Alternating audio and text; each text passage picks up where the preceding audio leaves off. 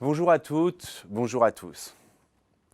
Il y a 150 ans, le 18 mars 1871 particulièrement, résonnait l'avènement de la Commune de Paris.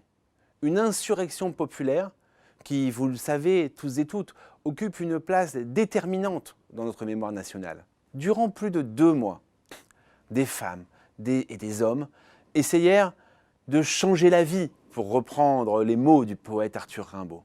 Pour revivre ce moment déterminant de notre histoire, pour le comprendre, des commémorations vont se tenir partout en France. Sur notre territoire de pleine commune, à Saint-Denis précisément, nous disposons du plus grand fonds d'archives nationales dédié à cet événement. Un patrimoine précieux que nous devons et que je souhaite valoriser aujourd'hui et dans les années à venir. Des manuscrits, des lettres, des tableaux, des sculptures, des photos ou encore bien évidemment des coupures de presse. Des documents, des témoignages qui permettent de s'immerger dans l'ambiance de cette époque, de suivre la vie de celles et de ceux qui ont été au cœur de ces événements. Les médiathèques de pleine commune, le musée et le musée de Paul-Éluard de Saint-Denis, mais aussi les services de l'État, des équipes de chercheurs et bien sûr la Bibliothèque nationale de France, ont œuvré pour que ces savoirs soient mis à disposition du grand public, notamment à travers un portail numérique et des conférences, bien sûr. À cette occasion, je tiens à souligner l'importance déterminante de nos médiathèques. Elles sont gratuites et accessibles à toutes et tous. Je tiens à souligner le travail de médiation qui est fait par nos équipes, particulièrement en direction des jeunes et des publics scolaires. Cet accès au savoir, il est essentiel pour que chacune et chacun puisse s'approprier le passé, affûter son regard sur l'histoire, afin de participer à l'écriture d'un avenir meilleur. À Saint-Denis, à pleine commune, nous portons haut cette ambition, d'une culture qui finalement nous fait nous interroger sur nous-mêmes, sur le monde, d'une culture qui élargit nos horizons. C'est cela que nous souhaitons mettre au cœur de notre candidature de Saint-Denis et de pleine commune pour l'obtention du label Capitale européenne de la culture en 2028. Je vous souhaite à tous et toutes, mesdames, messieurs, une belle exploration de cette part de notre histoire nationale et je vous dis, j'en suis sûr, à très vite. Bonjour à toutes et à tous. En tant qu'élu en charge de la lecture publique, je tiens à saluer l'important travail réalisé par les équipes des médiathèques autour de la commune et de la part qui ont pris les femmes. Chacun connaît Louise Michel, emprisonnée à Clermont-de-Loise, puis déportée en Nouvelle-Calédonie, à laquelle Victor Hugo avait dédié un superbe poème. Mais il y en a beaucoup d'autres. On oublie parfois, mais les femmes sont souvent en première ligne. Je voudrais ainsi mentionner Marie Leroy, couturière devenue comptable, déportée elle aussi en Nouvelle-Calédonie, Eulalie Papavoine, couturière en Bilossière, Victorine Georget, blanchisseuse arrêtée sur dénonciation, et bien d'autres.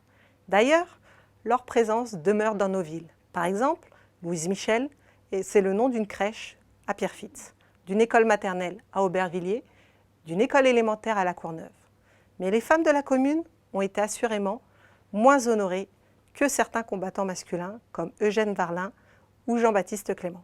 Tout cela raconte aussi la structuration du mouvement ouvrier de la fin du XIXe siècle. Les femmes y ont pris leur part pendant les 72 jours de la commune. Le combat pour la reconnaissance sociale des femmes s'est traduit lors de la commune par la contribution à promouvoir un début d'égalité entre femmes et hommes. Sur le plan économique, par exemple, s'agissant du métier d'instituteur laïque, avec une égalité salariale. Il y a aussi eu la reconnaissance de l'union libre, le versement d'une pension aux veuves des fédérés, la mise en avant du principe de laïcité avec le décret du 2 avril 1871, avec un meilleur accès à l'éducation ou encore la promotion d'une école gratuite pour les deux sexes. Il y eut aussi la condamnation de la prostitution, la mixité des clubs de pensée, la reconnaissance des droits des femmes au travail. En effet, le travail des femmes étant le plus exploité, sa réorganisation immédiate est donc de toute urgence, dixit l'Union des femmes. En revanche, la commune n'a pas eu le temps de s'inquiéter de la capacité électorale des femmes. Même si elles ont siégé dans la plupart des conseils d'arrondissement et y ont exercé des responsabilités. On voit bien le temps que cela a pu prendre ensuite. Dans des conditions extrêmement difficiles, des femmes se sont acharnées pour écrire et publier de nombreux journaux, faire avancer leurs revendications et les diffuser. Mais le combat n'a pas été simple, ni abouti. Comme je viens de vous le dire, beaucoup de femmes ont été lourdement condamnées, parfois à la déportation en Nouvelle-Calédonie. 4000 femmes ont été tuées. Certaines ont été jugées en conseil de guerre. Il aura fallu attendre 1880 pour qu'une majorité parlementaire se dégage après plusieurs tentatives en faveur d'une amnistie pour les insurgés de la Commune. Aujourd'hui, dans nos médiathèques, je pourrais vous recommander La Commune de Paris, de Michel Cordillo, récent et richement documenté, Le Cri du Peuple, de Jean Vautrin, un roman et en BD, L'Insurgé, de Jules Vallès, 3e tome de la trilogie L'Enfant, le Bachelier, l'Insurgé, Georges et Louise, de Michel Aragon, ainsi qu'un peu de musique avec La Commune, interprétée par Jean Ferrat. J'espère que vous pourrez profiter de tous ces documents et de tout ce que les équipes des médiathèques ont travaillé autour de La Commune. Merci beaucoup et à bientôt.